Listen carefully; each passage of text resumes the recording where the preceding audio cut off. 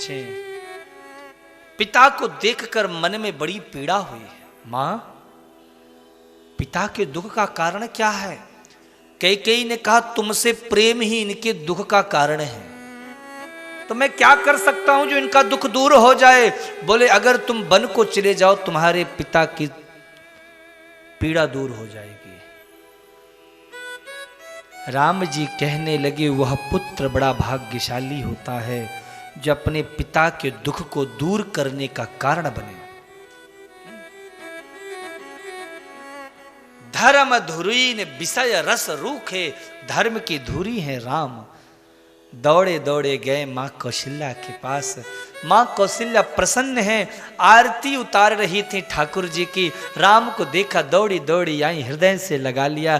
बेटा, तू अभी तक तैयार नहीं हुआ? आज तुझे राजा बनना है ना, सिंहासन पर बैठना है। मां, मुझे पिता ने वन का राज्य दिया है। पिता दीन मोहि कानन राजू। माता कौशल्या को भारी पीड़ा हुई।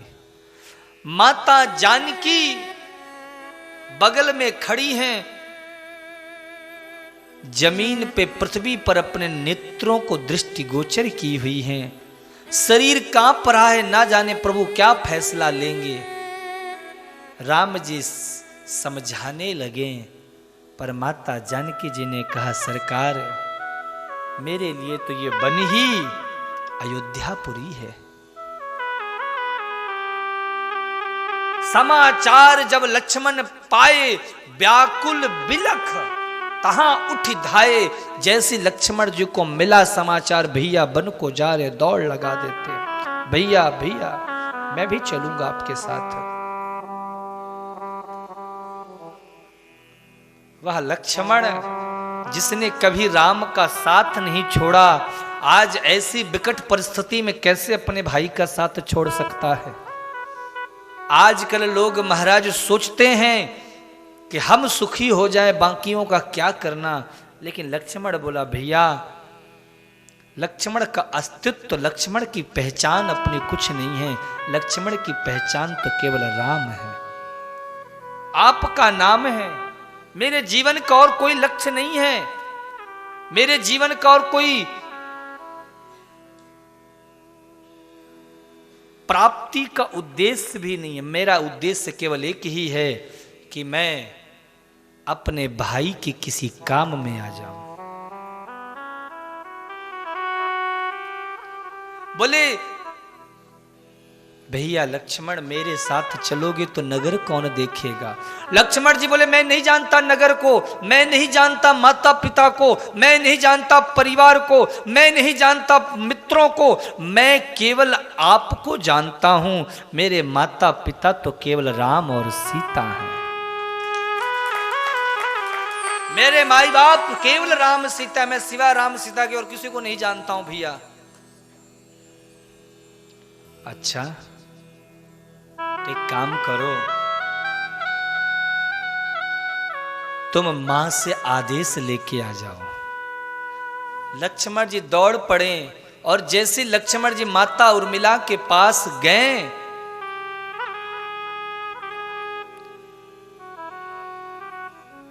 राम जी मुस्कुरा दिए। सीता से कहा, देखो सीता, लक्ष्मण अभी क्या कह रहा था कि मेरे माता पिता तो राम सीता हैं और अभी चला गया मुझे छोड़ करके। लक्ष्मण जी को भूल का एहसास हो गया, तुरंत दौड़े दौड़े आए,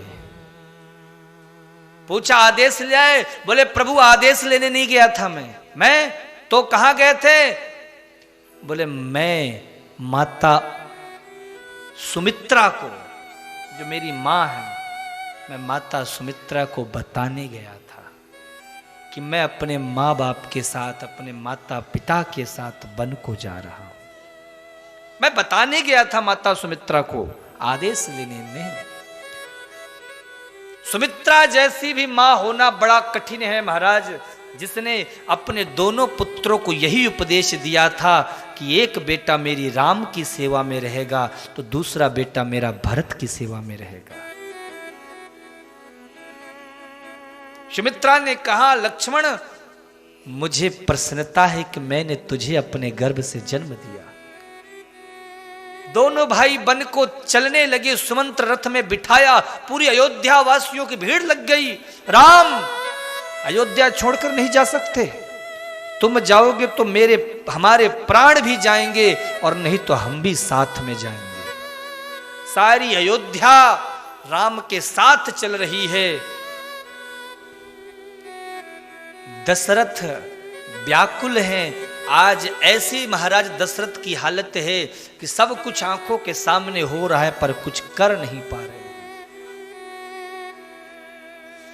पूरी अयोध्या वासी आज जब राम के पीछे चलने लगे, बाबा तुलसी ने लिखा कि जो अयोध्या की नगरी इतनी सुंदर थी, आज ऐसा लगा कि जैसे दुर्भाग्य ने महाराज अयोध्या पर आक्रमण कर दिया। जैसे राहु चंद्रमा और सूर्य को निगल लेता है, ऐसे दुख ने भी आज अयोध्या को निगल लिया।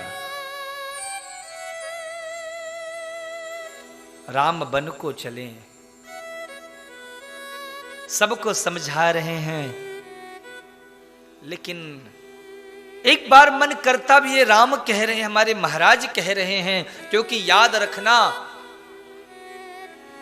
आप किसी को जबरदस्ती जीतते हो वो बड़ी बात नहीं है, पर यदि आपने किसी को प्रेम बस जीत लिया तो वो बहुत बड़ी बात है।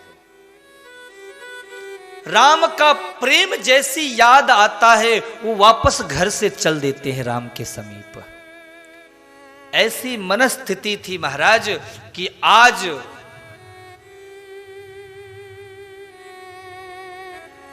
तमसा नदी के किनारे सभी का विश्राम हुआ। सब तमसा नदी के किनारे विश्राम किए। प्रातः काल होते ही राम लक्ष्मण सीता मंत्री सुमंत्र को जगा करके और वहां से चल दिए, क्योंकि वह जानते हैं कि अगर हम देर करेंगे तो सारे अयोध्या वासी भी हमारे साथ रहेंगे, हमें छोड़ेंगे नहीं। माँ का वचन कैसे पूर्ण होगा, इसलिए माँ के वचन के लिए राम जी जग पड़े और सबको अपने मंत्र सुमंत्र के साथ भैया राम माता जानकी को लेकर निकले। यह प्रेम है जहां पर महाराज एक वचन के लिए सर्वस्व त्यागने को तैयार हो जाते हैं। और आजकल तो महाराज ऐसा समय है कि वचन क्या, यहां तो प्राण भी निकल जाए तो भी सामने वाले को तरस नहीं आता है कि नहीं, अगर मरा भी तो अपने कर्मों से मरा है, अगर ऐसा कर रहा तो अपने कर्मों से कर रहा, हमारा क्या लेना देना।